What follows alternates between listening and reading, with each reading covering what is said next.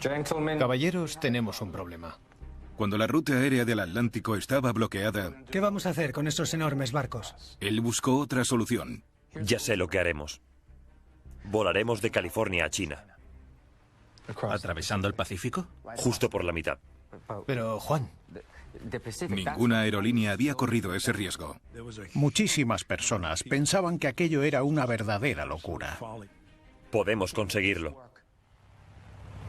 Good afternoon, everyone, from the rim of the Pacific Ocean. The occasion of this broadcast is the inauguration of the first trans-Pacific airmail service by Pan American Airways China Clipper. El despegue de China Clipper probablemente fue el acontecimiento más publicitado, esperado y divulgado de la época.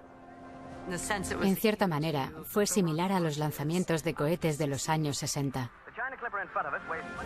Todo el mundo estaba pegado a su radio. Todos los que podían estaban fuera mirando. Creo que parte del misterio de este acontecimiento era el peligro implícito del propio viaje. Tenéis que recorrer casi 4.000 kilómetros donde no hay nada, nada más que agua. Aspiraban a ser una diminuta e indetectable mota de tierra en medio de la inmensidad del océano. Era una gran aventura que podía acabar de manera desastrosa, pero nadie lo sabía. Detrás de esa aventura había cientos de mujeres y hombres, desde los famosos hasta los desconocidos. Al igual que los ingenieros y astronautas de la NASA que posteriormente pondrían al hombre en la Luna, estos pioneros de la aviación intentaban lograr lo imposible en menos de una década. ¿Bill? Adelante. Comenzaron en 1927 con una única ruta aérea de 150 kilómetros. Ahora, solo 8 años después, se situaban en la orilla del mar, listos para saltar a un vasto y peligroso océano. China Clipper, ¿están listos?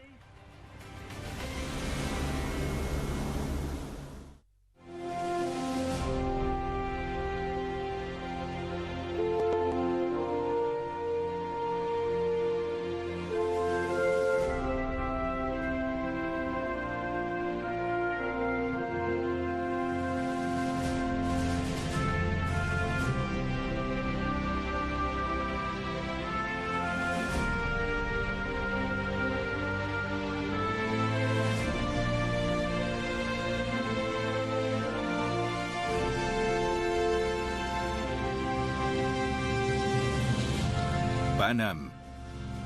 Cruzar el Pacífico.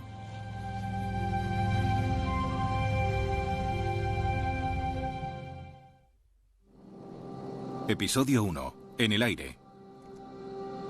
Casi tan pronto como los aviones pudieron volar, los pilotos empezaron a sobrevolar los mares. ¿Podrían cruzarlos? Esa fue la prueba del piloto y del avión. El francés Louis Blériot sobrevoló los 33 kilómetros del Canal de la Mancha en 1909. Su compatriota Roland Garros cruzó el Mediterráneo en 1913. Apenas había acabado la Primera Guerra Mundial cuando la prensa dirigió su atención al siguiente hito de la aviación: el intento de las fuerzas aéreas estadounidenses de atravesar el Océano Atlántico. Entre ellos estaba el veinteañero Juan Trippe, recién salido de las Fuerzas Aéreas Navales y ahora de vuelta en la Universidad de Yale. Incluso con una flota de barcos que los guiaban en el viaje a las Azores, 2 de los 3 hidroaviones navales se hundieron en el mar. El tercero tardó 11 días en llegar a Lisboa. Aún así, Trippe se mantuvo optimista. Escribió en una revista universitaria que esa exitosa travesía demostraba que cruzar el océano era una propuesta comercial perfectamente segura y sensata. Pasaría los siguientes 16 años persiguiendo ese objetivo. lo curioso sobre Trippe es que no quería ganar dinero, sino en realidad conquistar el mundo.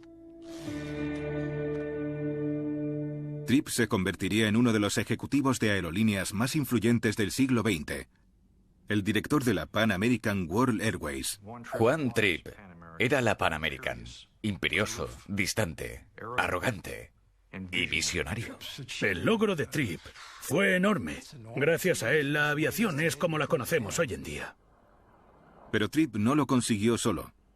Entre sus fieles colaboradores estaban Charles Lindbergh, cuyo vuelo en solitario a través del Atlántico petrificó al mundo.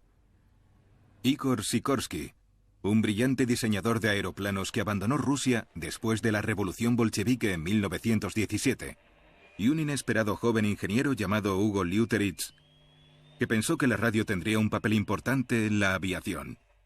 4 hombres, cada uno con sus propios sueños, pero que al unir sus fuerzas ayudarían a transformar la emergente industria aeronáutica. Tripp se fijó en la aviación de la década de los 20 y dijo, sí, ahora es así. Pero nunca dudó de que, con la ayuda de personas como Lindbergh, Sikorsky y Leuteritz, la cogería, la moldearía y la reformaría hasta convertirla en algo diferente. Tripp tenía visión de futuro, pero también tesón para perseguirla. Estaba completamente seguro de que podía lograrlo.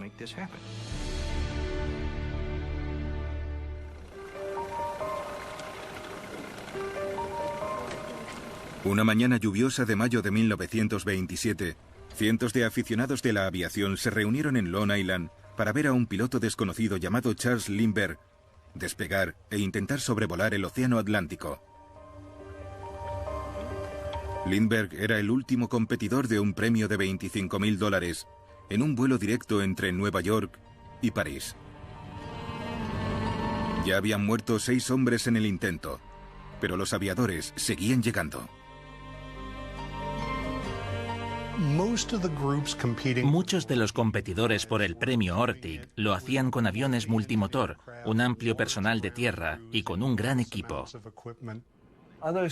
Otros tenían al menos 2, pero normalmente 3 e incluso 4 personas a bordo para relevarlos en los mandos cuando estuvieran cansados, porque el vuelo duraría alrededor de un día y medio y la cabeza te dice que para eso hace falta más de una persona. Lindbergh rechazaba esa manera de pensar. Voló con un avión de un solo motor y lo pilotó solo.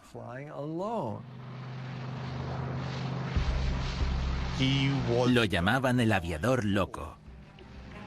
Todo el mundo pensaba que despegaría de Long Island, se desvanecería en la niebla y no volvería a oírse nada de él. Por supuesto, les demostró lo contrario. Tras 33 horas y media en el aire, Lindbergh llegó a oscuras a París, hasta el iluminado aeropuerto de Le Bourget.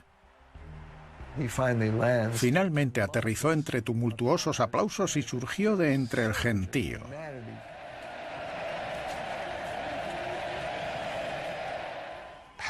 París se volvió loca por Lindbergh y el resto del mundo no tardaría en seguir su ejemplo. Cuando Lindbergh llegó a Nueva York, no solamente lo esperaba una gran multitud en el muelle, sino que el propio puerto estaba lleno de barcos. Se le organizó un desfile de confetis que al parecer superaba cualquier otro que se hubiera vivido antes en Nueva York. Un público de unos 4 millones de personas se congregó para darle la bienvenida. Es decir, más que la población de Manhattan. Totalmente increíble. Pero entre tanto bombo y platillo, Lindbergh tuvo tiempo para reunirse con un ejecutivo de aerolínea desempleado llamado Juan Tripp, al que había conocido durante sus días como piloto de correo aéreo. Tripp fue a reunirse con Lindbergh y consiguió hablar con él durante unos minutos, probablemente de piloto a piloto. Hola, Charles. Enhorabuena por el vuelo.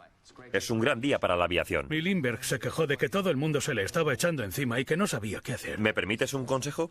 Por supuesto. Le dijo a Lindbergh, no hagas nada hasta que no hayas pensado en todas las posibilidades, ni siquiera negocies conmigo. Y Tripp le aconsejó que se hiciera con un abogado, porque tenía una propuesta para él. La primera aerolínea de Tripp había fracasado. Su socio lo había despedido. Pero una semana más tarde, cuando se reunieron, este empresario de 28 años expuso con calma sus planes sobre la nueva aerolínea que estaba a punto de crear. Creemos que ese es el siguiente paso para una compañía aérea que abarque todo el mundo. ¿El mundo? Tripp era un hombre grande y joven, corpulento, pero alto. Y se desenvolvía y actuaba como un hombre mucho más viejo. Sería una aerolínea internacional. Primero viajaría al Caribe, después a Sudamérica y finalmente cruzaría los océanos. Pero Juan, yo solo he atravesado el Atlántico. Son miles de kilómetros entre escalas para un avión con pasajeros y mercancía. ¿Cómo pretendes hacerlo? Para cuando estemos listos para enfrentarnos a los océanos, habrá una nueva generación de aviones. Papá tenía ese halo de seguridad. Presentaba su argumento, te dejaba cavilarlo y se mantenía callado. ¿Cuál será el papel que desempeñe el señor Lindbergh en esta nueva aerolínea? A estas alturas, Tripp le ofreció a Lindbergh un contrato de $10.000 anuales que pagaría una aerolínea que aún ni existía. Él era piloto, quería explorar el mundo como piloto, y Tripp le estaba ofreciendo el mundo. Suena interesante. Creo que lo que Lindbergh veía en Tripp era un alma gemela. A los dos les apasionaba la posibilidad de la aviación. Lo miró y le dijo: venga, ven conmigo, construyamos esto juntos. Cuando acabó la reunión, Lindbergh había aceptado trabajar como asesor técnico de la nueva compañía. Envíanos tu propuesta. Era un gran éxito para Tripp, uno al que pagaría muchos dividendos mientras perseguía su ambición de toda la vida. Tripp había sido adicto a la aviación desde los 10 años cuando su padre, un inversor bancario de Nueva York, lo llevó a ver un vuelo de demostración de Wilbur Wright. Wilbur despegó de Manhattan, sobrevoló el sur del río Hudson y después rodeó la Estatua de la Libertad, mientras cientos de miles de personas se agolpaban en la orilla del río. El vuelo alrededor de la Estatua de la Libertad fue un gran acontecimiento en lo que se refiere al número de personas que por primera vez veían volar. Seguramente aquello capturó la imaginación del Juan Tripp de 10 años. Y eso permaneció con él el resto de su vida.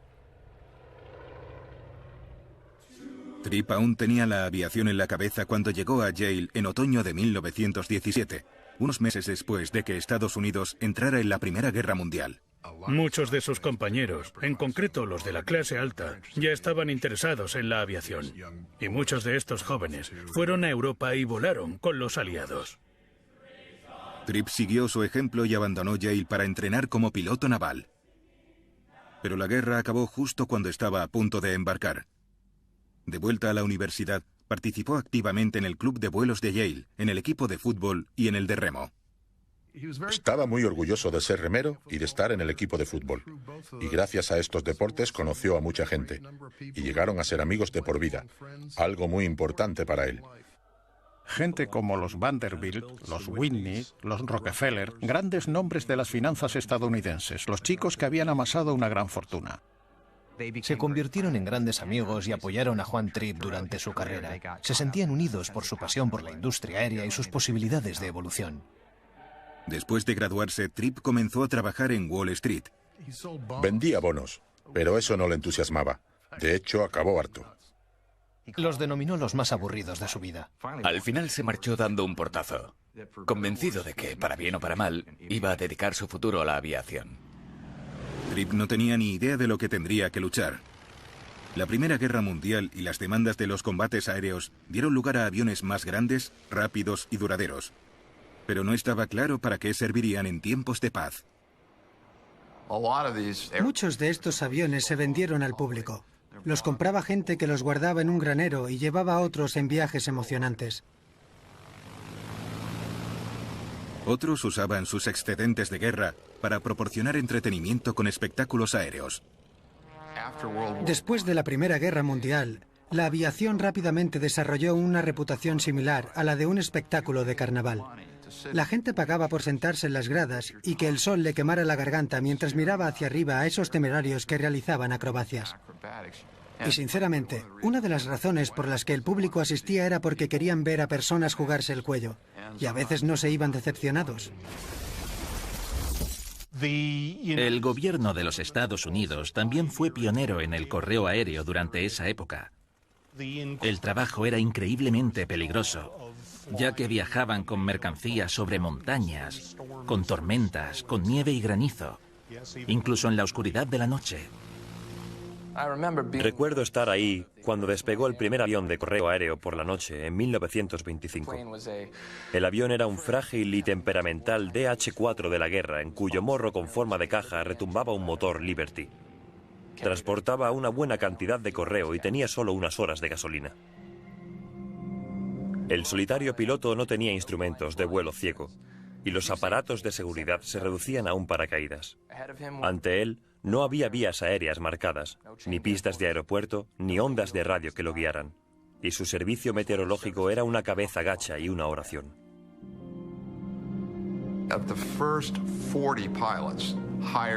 De los 40 pilotos contratados para el servicio de correo aéreo, 3/4 de la plantilla murieron en menos de 8 años. Así que la gente acabó asociando los aviones con la muerte en los años 20. La aviación es emocionante, es excitante, pero no necesariamente quieres meterte tú mismo en un avión. No era una propuesta seria desde el punto de vista del transporte.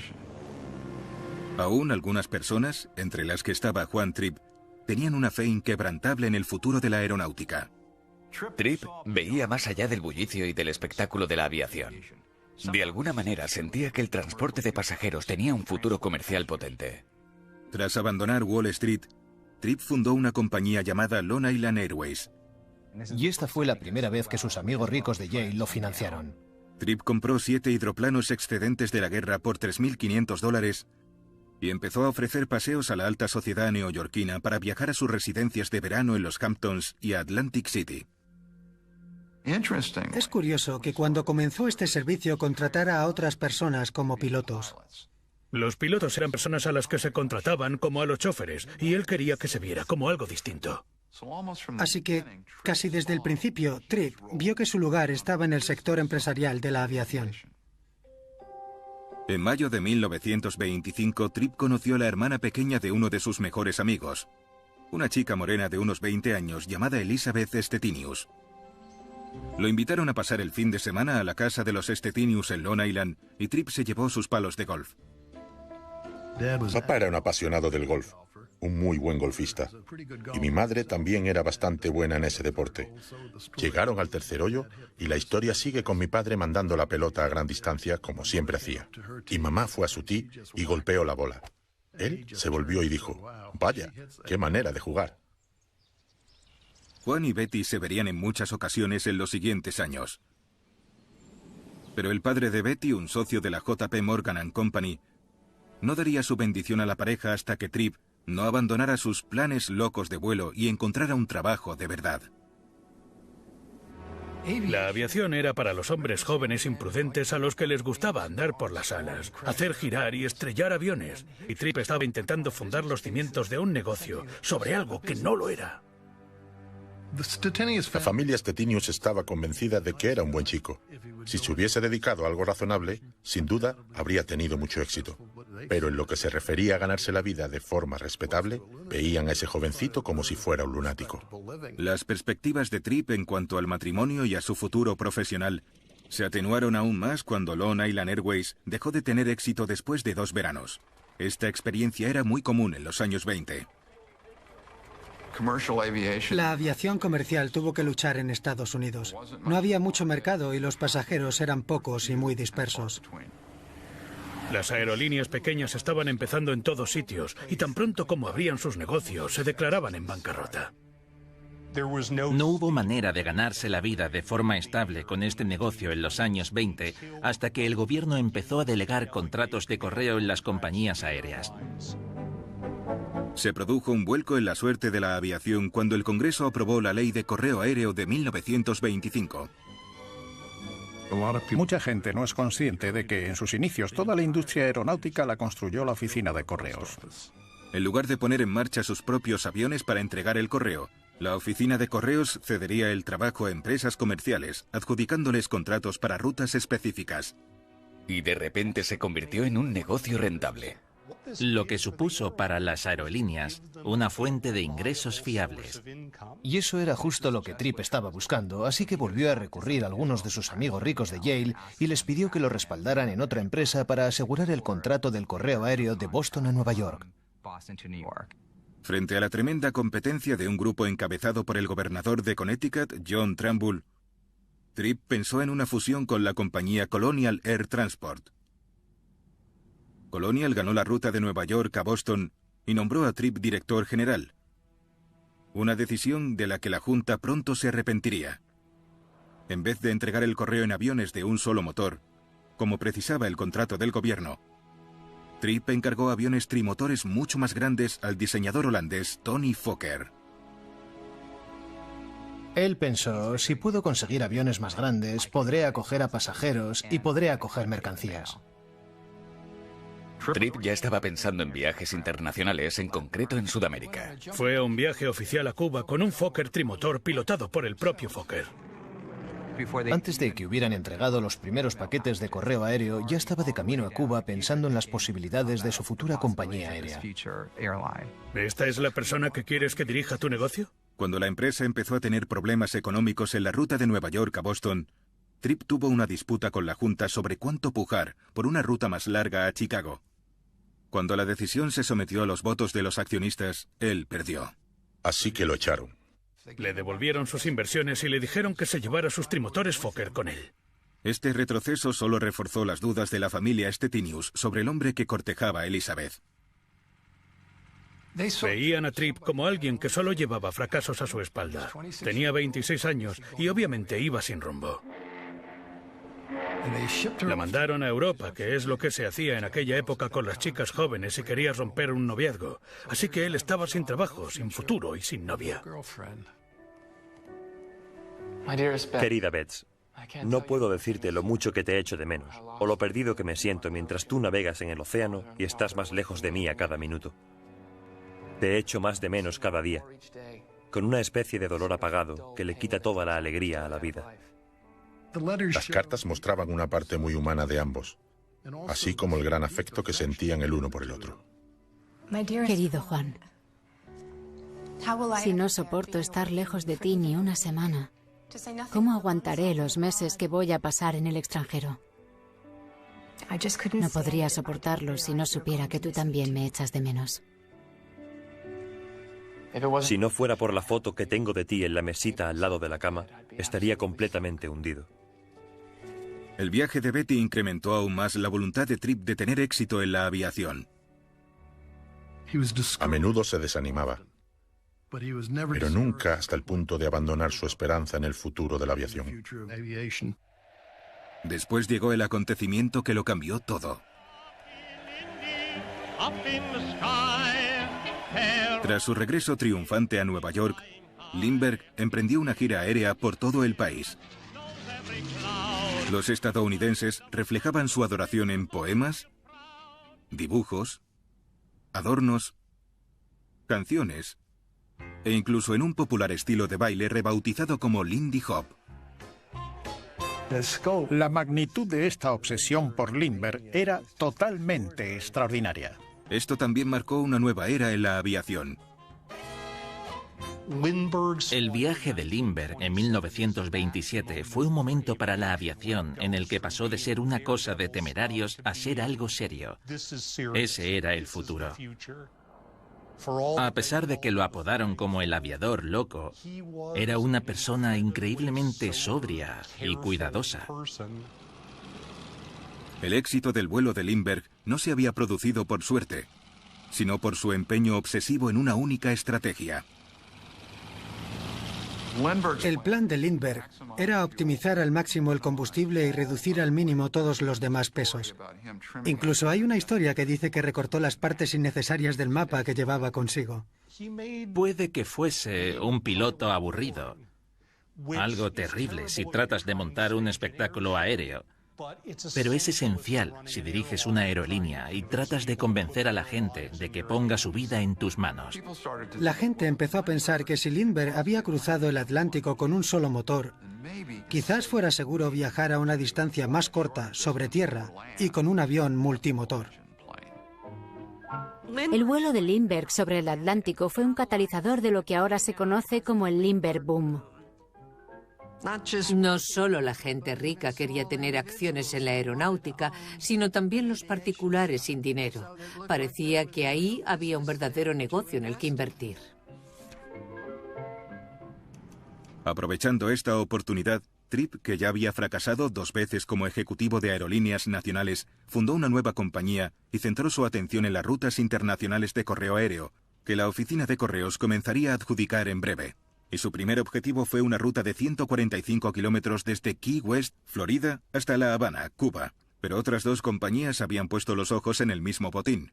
El general Henry Hap Arnold del Cuerpo Aéreo del Ejército fundó una compañía llamada Pan American Airways, ahora dirigida por el ex oficial militar John Montgomery, y su socio Richard Bevier. También formaba parte de la dirección el financiador de aviones Richard Hoyt y su socio en la firma de inversión de Wall Street, Hayden Stone. Tripp unió fuerzas con Hoyt y se puso a crear una fusión con Pan Am.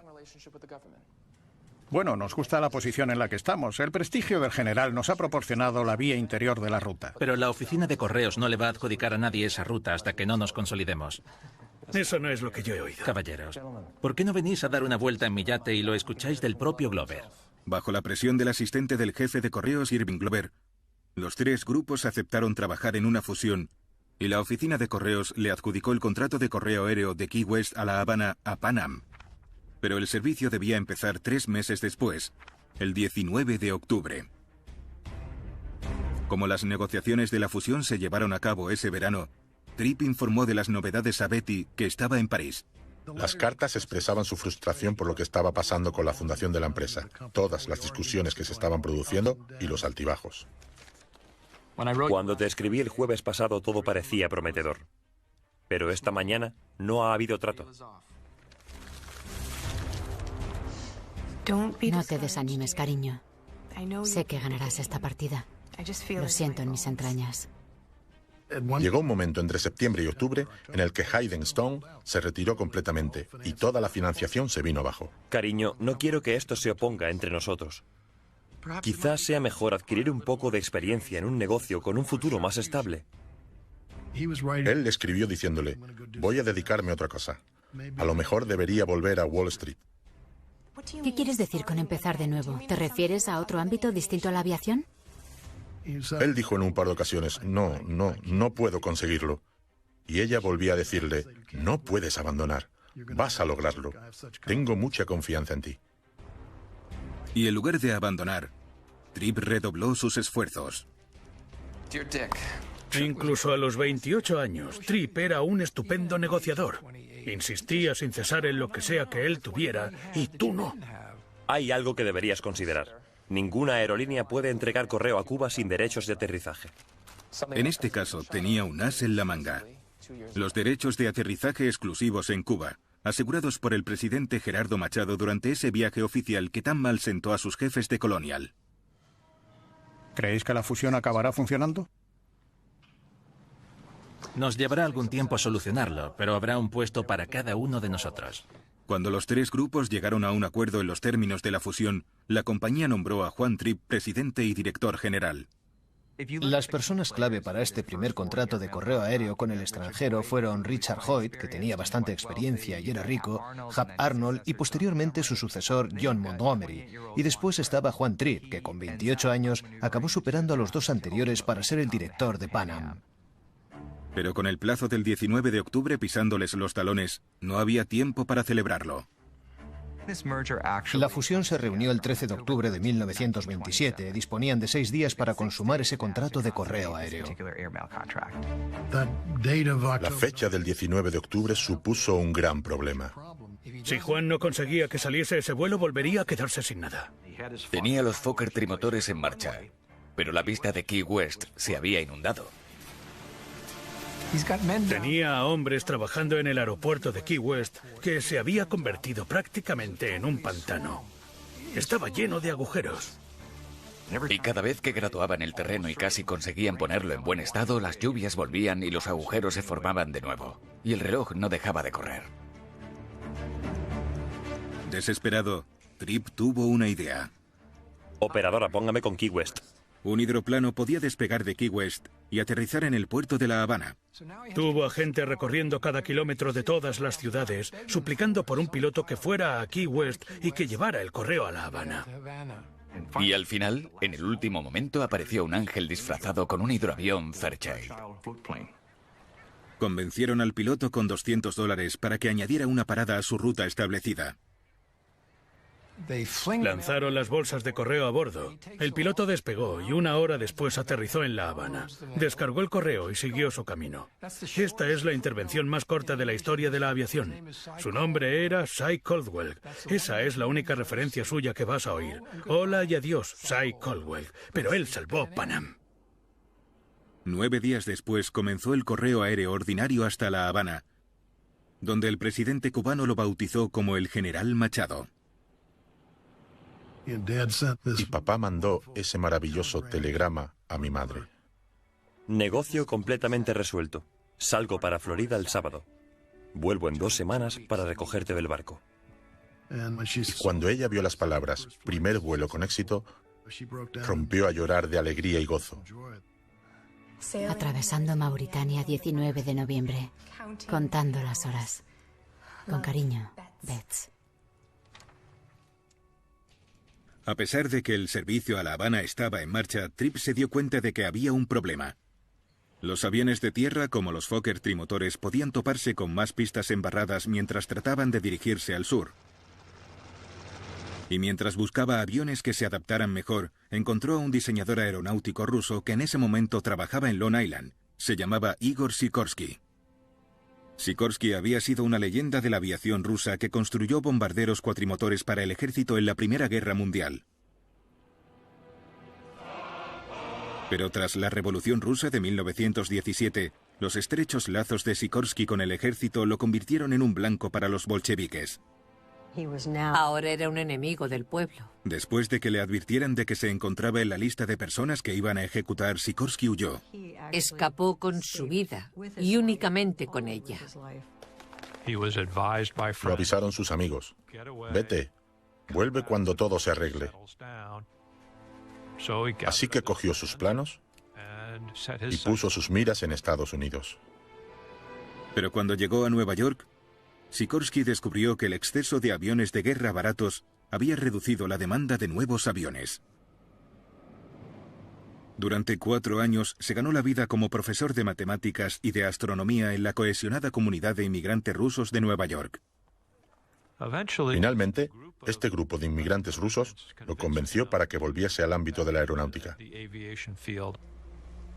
Casi 30 trabajadores, muchos de ellos con otros empleos, se unieron con él. Sikorsky se instaló en una granja de pollos de Long Island y comenzó a fabricar un gran avión de pasajeros. El gallinero sirvió como taller mecánico, pero sin hangar, el avión tuvo que construirse a la intemperie si el tiempo lo permitía. Todo su grupo de seguidores vivía en el gallinero, como en una comuna, y trabajaban juntos para fabricar el transporte. Los fondos eran tan escasos que los somieres que se desechaban de las camas de los hospitales, encontrados en un vertedero, se usaron para el fuselaje del primer avión americano de Sikorsky. Si me pongo a recordar, a veces me pregunto cómo tuvimos el valor de continuar con esas piezas improvisadas. Pero en realidad, el avión era muy resistente. Aún así, Sikorsky no encontró compradores. No existía un mercado de grandes aviones de pasajeros.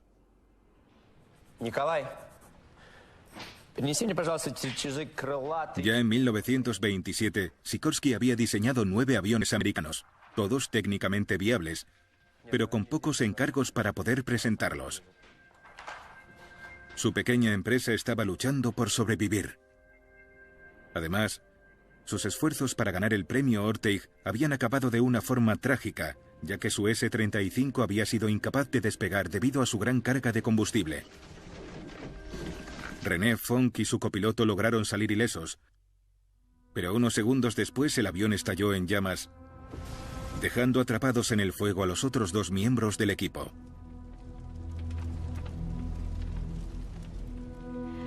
Por supuesto, Sikorsky se quedó destrozado, especialmente por las pérdidas humanas y por no haber conseguido que el avión fuera robusto y estuviera listo para volar. Puedo imaginarme la angustia por la que tuvo que pasar. Lo fácil habría sido pensar que ese era el momento para rendirse. Pero esa no era una opción. Sin embargo, la emoción causada por el triunfante vuelo de Lindbergh le dio esperanzas a Sikorsky. Parecía que un vertiginoso desarrollo en la aviación estaba a la vuelta de la esquina, así que decidimos hacer un esfuerzo más para crear un nuevo avión. Sikorsky sabía que muchas partes del mundo, como Key West, aún no tenían una pista de despegue apta. No obstante, Nueva York, Boston, La Habana, Chicago y Los Ángeles, todas estas grandes ciudades tenían vías navegables. Así que se le ocurrió que era ahí donde la aviación comercial tendría su punto de apoyo. Empezó a experimentar con aviones anfibios. Estos podían aterrizar en el agua y tenían la capacidad de sacar ruedas y aterrizar en tierra. El fruto de los experimentos de Sikorsky fue un avión llamado S-38. Era un avión con un aspecto extraño. Tenía un ala en parasol unida al resto del avión solo por montantes y largueros, y un fuselaje colgante debajo. Empezó como el casco de un barco, con un gran fuselaje colgante en la parte delantera. Entre los dos, unidos a los montantes, había dos motores, y las superficies de la cola estaban detrás del avión, añadidas al mástil de la cola, lo que hacía que pareciese una idea tardía. Un crítico lo llamó un conjunto de partes de aviones volando en formación. Era una especie de patito feo. Pero funcionaba. Podía llevar hasta 8 pasajeros. Y, aunque para muchas personas era feo, cumplía su función. Era un avión que podía aterrizar casi en cualquier sitio, en ríos, en pantanos y en mar abierto. Resulta que se convirtió en un avión excelente. Y hoy en día, las versiones de este avión siguen volando. De alguna manera, mi abuelo sabía que tenía algo. Y no construyó uno, sino 10. Antes de que los 10 salieran del taller, ya tenía un pedido de 10 más. El S-38 se convirtió en el primer éxito americano y, de hecho, fue el avión más exitoso de su carrera de diseñador. Más de 100 S-38 se construirían en la fábrica de Sikorsky en Long Island, vendidos a exploradores, ejecutivos de empresas y aerolíneas alrededor del mundo. El S-38 otorgó por fin a la compañía de Sikorsky una base financiera sólida y fundó una larga relación con Juan Tripp, quien compraría casi 40 aviones para Pan Am. Era un avión especialmente útil para Sudamérica, donde hay grandes cantidades de agua que cruzar, puertos donde amerizar y destinos interiores sin aeropuertos, solo con una pista muy pobre. Y el S-38 podía hacer todo eso. Así que era perfecto para ese momento. Mientras Sikorsky desarrollaba su nuevo avión, Pan Am descubría los desafíos de poner en funcionamiento una aerolínea en los trópicos sin que tuvieran un sistema de comunicación propio. Cuando un avión despegaba de Key West, se podía enviar un telegrama a La Habana diciendo que iba de camino. Pero el telegrama siempre llegaba al destino después de que el avión hubiera aterrizado. Estos problemas no le sentaron bien al ingeniero jefe de Pan Am, André Priester. Priester era pequeño como un gnomo, un señor calvo y holandés que había emigrado a Estados Unidos al comienzo de los años 20. Hablaba un inglés que no era perfecto, y los pilotos siempre se burlaban de cómo hablaba. Pero el hombre sabía lo que la aviación debía y podía ser. Y exigía la perfección. Despidió a personas de la plantilla por ir desaliñadas, ser poco respetuosas o no llevar el uniforme. Priester era un loco de la seguridad, un obseso de la pulcritud. Era un obseso de tantas nimiedades que hacían de Pan Am lo que era. La inexperta empresa se dio cuenta de que necesitaban un sistema de comunicación para cumplir las expectativas. Juan, necesitamos una radio aquí ahora mismo. Y Priester convocó al ingeniero que intentaba que la Pan Am se interesase en la radio. Sí, llama a mi colega Leuteritz de la RCA. Durante 3 años, Hugo Leuteritz había intentado vender a los ejecutivos de la aviación otra tecnología emergente: la radio. El primer mensaje transatlántico por radio fue en 1901. El primer vuelo en 1903. Eran dos tecnologías que comenzaron de forma paralela. Nadie tenía ni idea de si conseguirían seguir adelante. A principios del siglo XX, a los jovencitos les encantaba jugar con la radio. Hacían hasta sus propios equipos y parecía magia. Podían escuchar algo de la nada. Era aficionado a la radio cuando tenía 13 años. Me hice con una lata de cereales Quaker Oats y enrollé alrededor un cable para hacer una bobina. Ese fue mi primer equipo de radio. Estaba enamorado de la radio, tal y como Tripp y los demás lo estaban de los aviones y de la aeronáutica. En 1919, Lutteritz fue contratado por la nueva Radio Corporation of America. Aunque la radiodifusión aún estaba lejos, la RCA lo puso a trabajar en la investigación de las propiedades de las misteriosas ondas de radio. En 1925, la RCA le pidió a Lutteritz que investigara un nuevo mercado potencial. Les dije, fijaos en el asunto de la aviación. Podría ser interesante desde un punto de vista empresarial, así que tuve que salir y tantear el terreno. Lutteritz propuso montarse en un avión de correo aéreo, la mayoría biplanos, que sobrevivieron a la Primera Guerra Mundial. Se sentó encima de las bolsas de correo y pronto se dio cuenta de que los pilotos se perdían constantemente. En cuanto se topaban con el mal tiempo, no sabían dónde demonios estaban, así que bajaban y volaban a lo largo de alguna vía férrea hasta leer el letrero de la estación. Así era la navegación en esos tiempos. Y vio que la radio podía ayudar. Los pilotos estarían en contacto con la base, donde sea que estuviera, y a lo mejor descubrían una manera de navegación por radio. Durante casi una década, los barcos habían usado la radio como balizas para encontrar el camino. Pero los equipos de radio de aquella época eran enormes. No existía ningún avión que pudiera levantarlo del suelo. Le pedí a la RCA $25.000 para desarrollar radios más ligeras que pudiesen usarse en aviones. La RCA lo descartó. Dijeron que la aviación no estaba lista como para gastar esa suma de dinero. Así que Lutteritz construyó sus propios prototipos y se los ofreció a las aerolíneas, pero no encontró compradores hasta que lo llamaron de Pan Am. Lutteritz llegó a Key West en julio de 1928. La RCA le había dado 2 meses para probar su idea de que la radio tenía un lugar en la aviación. Era la única oportunidad que tenía hasta el momento. Y empezó a poner sus teorías, sus investigaciones y sus artilugios en práctica. Buscaba las radiofrecuencias que mejor cortarían la estática de los trópicos para volar desde Key West hasta La Habana. No podía hacer las mediciones de vuelo y de tierra a la vez, así que delegué en mi equipo para que hiciera el trabajo de vuelo. Lo único que el mecánico de vuelo debía hacer era tener pulsada la tecla del telégrafo en algunos momentos, pero no podía depender del piloto porque tenía otras cosas que hacer. Para él, el asunto de la radio era una cosa secundaria. Así que Lutteritz envió al ingeniero de radio Ferry Sullinger de Nueva York.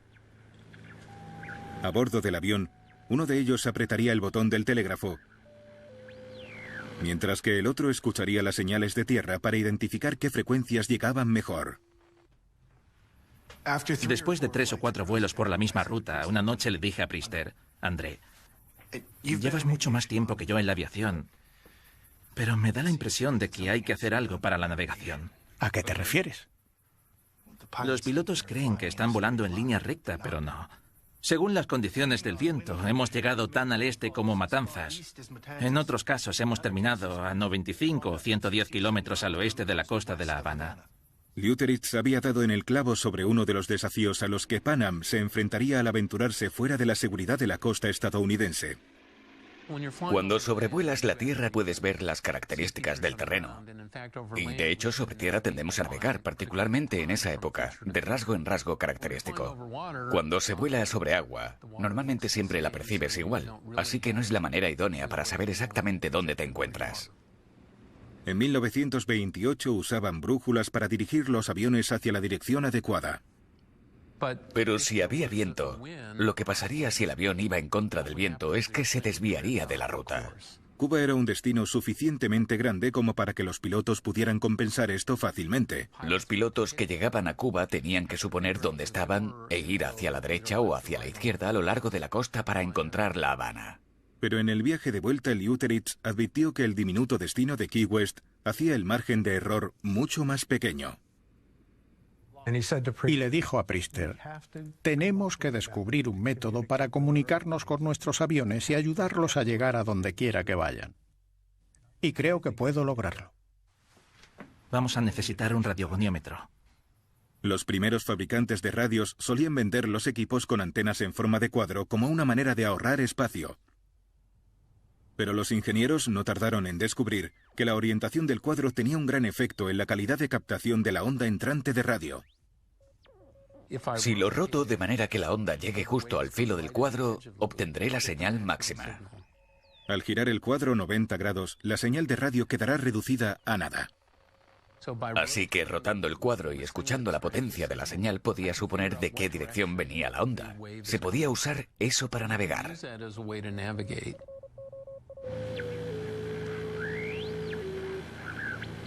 Con la ayuda de Sullinger, Leuteritz pretendía aplicar estos principios a los vuelos, usando la antena de cuadro para saber la posición de la señal de radio del avión y, por lo tanto, determinar la posición del aeroplano.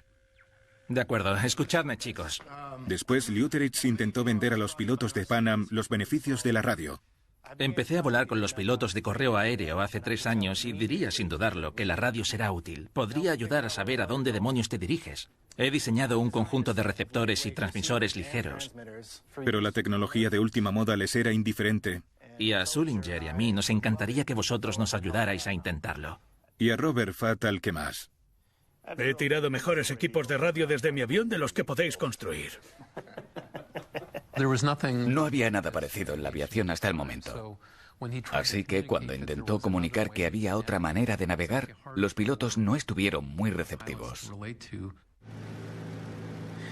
Unas semanas después, Fatt despegó del General Machado en un vuelo nocturno desde La Habana hasta Key West. Y mi padre estaba a bordo como operador de radio. En aquellos días, los pilotos subían aproximadamente 3.000 metros.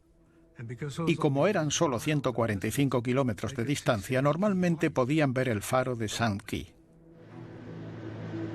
La visibilidad era buena cuando despegaron de La Habana.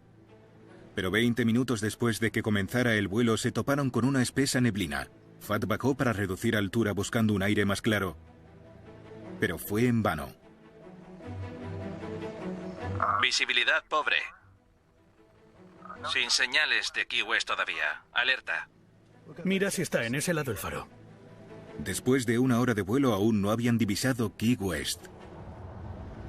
Usé el transmisor de radio para poner al corriente a la gente de tierra de todo lo que estábamos haciendo.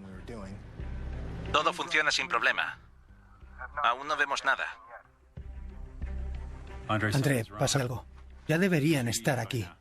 ¿Qué los mantiene ahí arriba? La baja visibilidad. No ven nada. El receptor que tenían en los aviones estaba en Key West por reparaciones. No podían recibir, pero sí transmitir. Así que el personal de Key West era consciente de que el avión estaba en apuros. ¿Ves algo ahí fuera? Normalmente el vuelo de vuelta duraba 1 hora y 15 minutos, pero después de 45 minutos más, Fatt seguía sin ver nada. Basándose en el pronóstico de vientos del despegue, el piloto supuso que debía de estar al este de los Cayos de Florida, así que se dirigieron al noroeste con intención de encontrarlos. Fatt se ha dirigido al noroeste para buscar los Cayos. Al usar la antena de cuadro de Leuteritz, Sullinger pudo advertir que Fatt había girado hacia la dirección equivocada y ahora se dirigía al Golfo de México. Resultaba que el viento los había arrastrado hacia el oeste. Así que cuando giraron de nuevo al oeste se alejaron aún más del destino. Se dirige hacia el Golfo. ¿Podemos avisarlos? No, porque el receptor está justo aquí. Ayer no iba muy bien, así que nos lo trajimos para repararlo. No tenemos ninguna manera de comunicarnos con ellos. Mientras Fatt continuaba analizando cualquier señal de tierra, Priester y los demás seguían monitorizando las transmisiones de radio del avión desde Key West. La tarde se convirtió en noche Y el avión llevaba volando 2 horas, 2 horas y media, 3 horas. Nos quedamos sin combustible. 3 horas y media.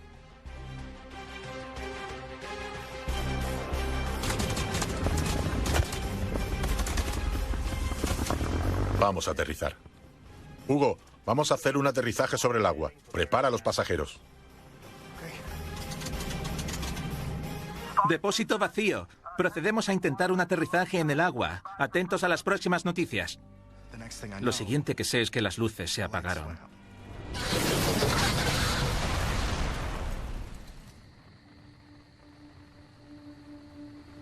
Han aterrizado. Están en el agua. El propio Leuteritz recibió un golpe y cuando volvió en sí estaba dentro de la cabina que se estaba llenando de agua. Así que me las arreglé para coger una bocanada de aire y me arrastré hacia adelante. Sentí que algo se deslizaba debajo de mí y tiré también de él. Resulta que era uno de los pasajeros. 4 de los 5 hombres a bordo fueron rescatados por un petrolero cercano. Pero el segundo pasajero se ahogó y Leuteritz estuvo hospitalizado por una fractura de pelvis. Juan, tengo malas noticias. El avión había desaparecido. Y las noticias que describían el accidente vaticinaban un nuevo golpe para la confianza pública en la aviación. Fue un golpe muy duro para Pan Am, porque en un viaje de solo 145 kilómetros el avión había terminado a 480 kilómetros de distancia. Tras el accidente, tanto la confianza en el general Machado como en Tripp se vieron afectadas. Si un avión había tenido un accidente a 480 kilómetros de distancia en un viaje de 145 kilómetros, ¿cómo conseguirían algún día cruzar los océanos? Cuando se habla de cruzar los océanos, se habla de miles de kilómetros, y nunca se podría conseguir eso a no ser que se tuviese una manera precisa de navegar. Este accidente, más que nada, convenció a Tripp de que tenía que resolver el problema de la navegación. Y para solucionar el inconveniente necesitaba a Hugo Leuteritz. Tras mandarle a Tripp un informe de sus hallazgos... Es impresionante. Será muy beneficioso. André. Leuteritz recibió una llamada urgente de André Priester. Tripp quería verlo. ¿Cómo tienes la cadera? Aún estoy un poco cojo, pero estoy mejor, gracias. Estaré completamente recuperado más o menos en un mes. Yo también tomaré un martini. André me ha contado lo que pasó en Key West. Quiero que te unas a Pan American para dirigir las comunicaciones. Juan, solo tienes unos cuantos aviones y una única ruta de correo aéreo. No es suficiente para mantenerme ocupado. Bueno, tendremos toda una flota de aviones muy pronto. El año que viene volaremos a Sudamérica y después de eso cruzaremos el Atlántico y posteriormente el Pacífico. Tripp le ofreció un trabajo a tiempo completo y su reacción fue: sé lo que puedo hacer, pero no lo que puedes hacer tú. Tal vez sería mejor que me quedara en la RCA. Mi padre todavía no estaba muy convencido de que los viajes en avión a larga distancia tuvieran futuro. André no aceptará a nadie que no seas tú. Bueno, tengo que hablarlo con Alice. Y tendría que avisarles. Vale, está bien. Unos días después, Leuteritz consiguió un permiso de excedencia de la RCA para poder unirse a Pan Am. Y en ese momento el sueño de Tripp de conquistar el mundo se hizo posible. Lindbergh, un aviador famoso mundialmente, podía ser el precursor de las nuevas rutas de Pan Am y le daría una gran credibilidad a esta joven aerolínea. Sikorsky era el socio que fabricaría todos los tipos de aviones que Juan necesitara. Leuteritz era el hombre que desarrollaría la tecnología para guiar a esos aviones de una manera segura a sus destinos.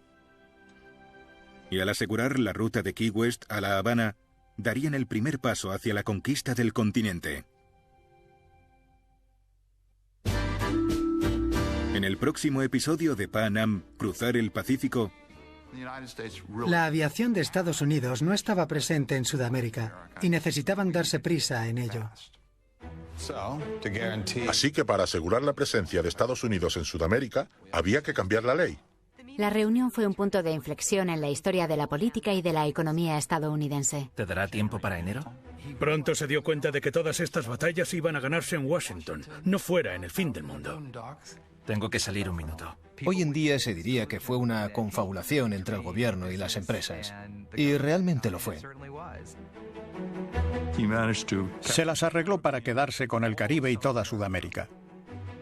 Tripp no estaba dispuesto a escoger un avión del catálogo. ¿Puedes tenerlo listo en un año? Realmente instigó el desarrollo y el diseño del avión. Esto fue algo completamente nuevo en la industria aeronáutica. Esos botes voladores empujaron a Estados Unidos a la vanguardia del transporte aéreo. Tripp pensó que no solo quería conquistar Centroamérica y Sudamérica, quería conquistar el mundo. Papá tenía la intención de hacer de Pan Am una aerolínea global. Así que se concentró desde el principio en atravesar los océanos.